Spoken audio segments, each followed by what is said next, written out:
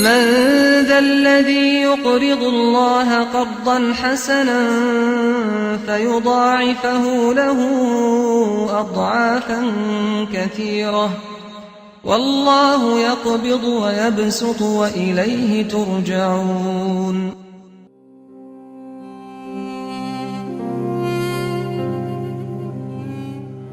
بناوی خوای بخشندەی میهرەبان سڵاوتان لێبێ بینەرانی بەڕێز و ڕۆژوگرانی خۆشەویست.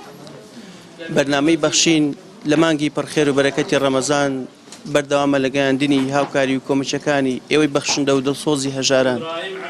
بەرنامەی بەخشین لە مانگی پڕخێر و بەرەکەتی ڕەمەزانی ئەمساڵدا لە چەند پرۆژەیەکدا ئەوێت خزمەتی هەژاران و نەداران و منداڵانی بێباو بکات هەر جارە و لە شارێک و هەر جارە بە پرۆژێکی جۆراوجۆر لە خزمەتی هەژاراندایە.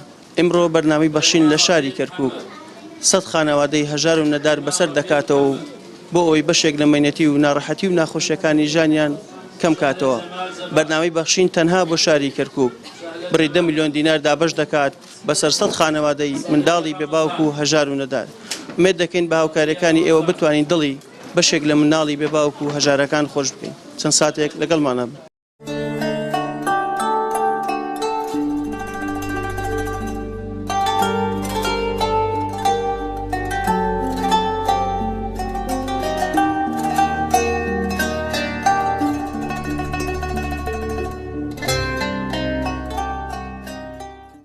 دەستخۆشی لەم ڕێکخراوە دەکەم کە هاوکاریەکە بۆ ئێمە ئیستاکەی شاتینە بۆ ئەم ڕێکخراوە دەستخۆشییانەکەم زۆر سوپاسیان دەکەم.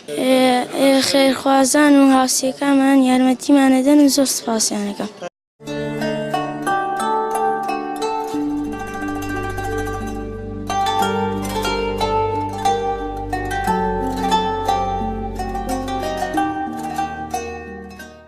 زۆر سوپاسەوانم کارەوە هاوکاریمانەکەن خێریان بنووسێ یاخوا خوا ڕەحمیانێ بکە خوا دنیا و قیامەت بێتە ڕێیان ئینشاڵڵا. من سێ مناڵم هەیە باوکیانیە هەتیون ئەوە ساڵێک و 6 مانگە باوکیان شەهید بێ دەستمان لە قاپی خێر ئەمەکۆ ئەوەکەیە بەخوا خەڵک خێرمان پێکە خەڵک شتمان بۆ تێرێ و سوپاسیانەکەم و ماڵیان ئاوا بێ یاخوات ئەمە باوکیان پێشمەرگە بی شەهید بی لە تەلە لوەرت ئەوە ساڵێک و 3 مانگە دەستمان لە شامان لە خێر بمان تێرن و خەڵک شتمان بۆ تێرێ و لە قاپی خێرخوازە شتمان بۆ تێرن و خەڵک خێرمان پێکاو ژیانمان وانەیە بەخوا مەگە خەڵکەوە شتمان بێر بەخوا ڕەت بەکە هیچ وانە بڵێ بەشمان بکە دوانیان لە مەکتەبن و ئەمانش کۆرپەیە و خۆمەش نەختێ نەخۆشم تەواونیم بەخوا دەمەم ڕەجعە دوختەر و چتەکەم و بۆ لای دوختەر و چتە ڕۆم و دەستیان خۆش بێ ماڵیان ئاوابی خێریان بنووسێ یاخوا.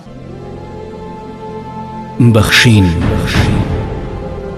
خێرخوازانی خۆشەویست لە ڕێگەی ئەم ژمارە تەلەفۆنانەوە دەتوانن پەیوەندیمان پێوە بکەن و ببەخشن تا بەخشین بەردەوام بێ. بەخشین 0770 961 13 0770 961 35 0750 723 25 55. پێشەکی دەستخۆشیتان لێ یەکەم بە خێراتنتانەکەم زۆر سپاس دەکەم خۆی گەورەتان لێ ڕازی بێ زۆر سپاسدانەکەم کە یارمەتی فەقیر و هەژار و هەتی و بێباوکەکانە دەن دەستخۆشیان یەکەن خۆی گەورە پاداشتی ئەو کەسانە دەن کە دەست یارمەتیان بۆ فەقیر و هەژار و نەخۆشەکان درێژ کردووە. وەڵایی زۆر دڵی مناڵەکانمان خۆشەکان بەڕاستی بە تایبەتی نەخۆشەکان بە تایبەتی ئەوانەی کە زۆر نەبوون و نەدارن و بێجێگا و ڕێگان دەستان خۆش بێ.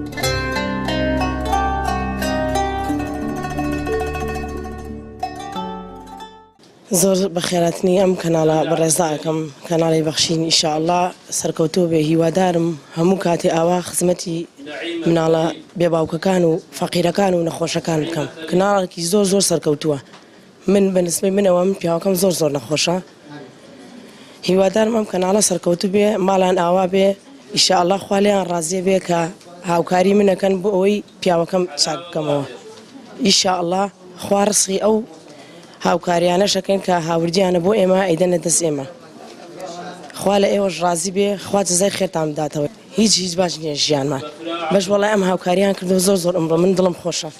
هیوادارم ئاوا دایم هاوکاری ئەم نەخۆش و بێوەژن و مناڵە بێ باوکانە بکەن. هیوادارم سەرکەوتوو بن، خوا لێتان ڕازی بێ.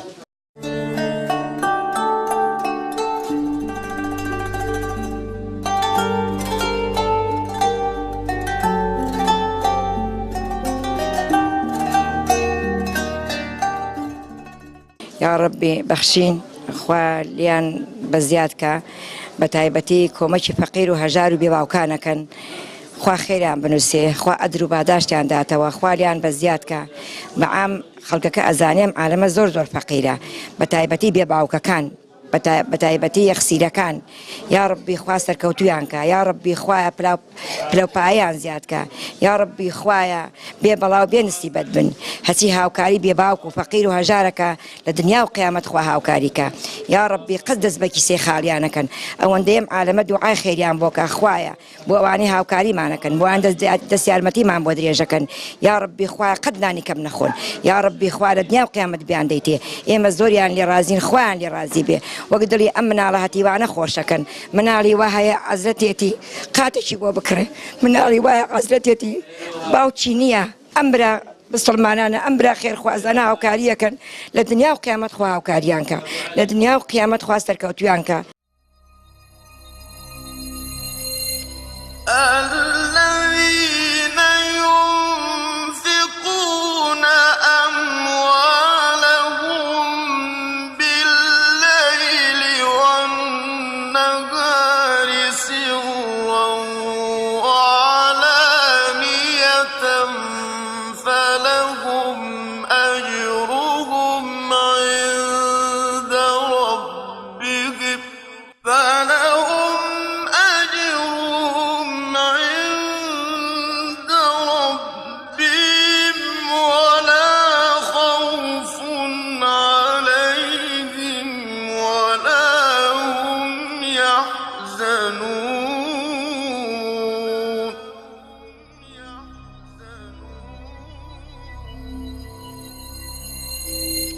ئەوانەی کە ماڵ و دارایی خۆیانە بەخشن بە شەو و بە ڕۆژ، بە پەنهانی و بە ئاشکرا، ئەوانە هەر پاداشتیان لای پەروەردگاریانە و هیچ ترسێکیان نییە لە داهاتوودا و ئەوانە خەفەتبار نابن بۆ ڕابردوو.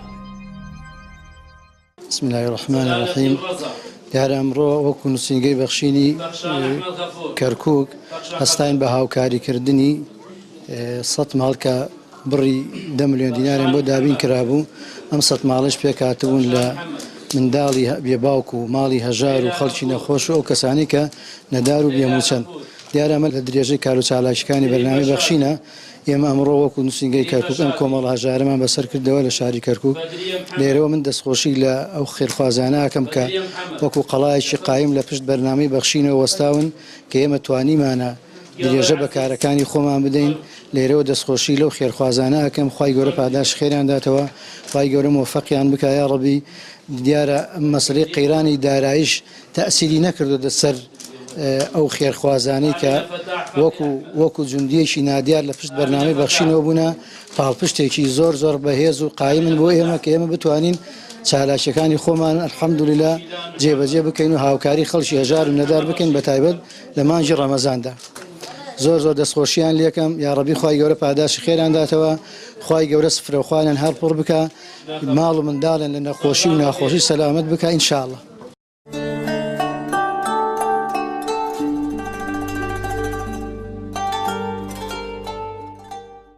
ئەمڕۆ بەرنامەی بەخشین لە شاری کەرکووک 100 خانەوادەی هەژار و منداڵی بێباوکی دڵخۆش کرد بەهۆی هاوکاری و کۆمەچی و دەستگیرەکانی ئێوەی بەخشندە و ئازیز و خۆشەویست.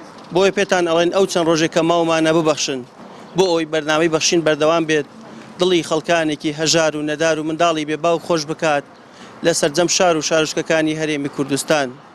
دیارە هەر کات ئێوەی بەخشندەکە ئەبەخشن، دڵنیابن ماڵێکی هەژار، ماڵێکی بێباوک نەخۆشێک دڵخۆشەکەن، بەهۆی بەخشینەکانی ئێوە ماڵە هەژارەکان ئاسوودە ئەبن.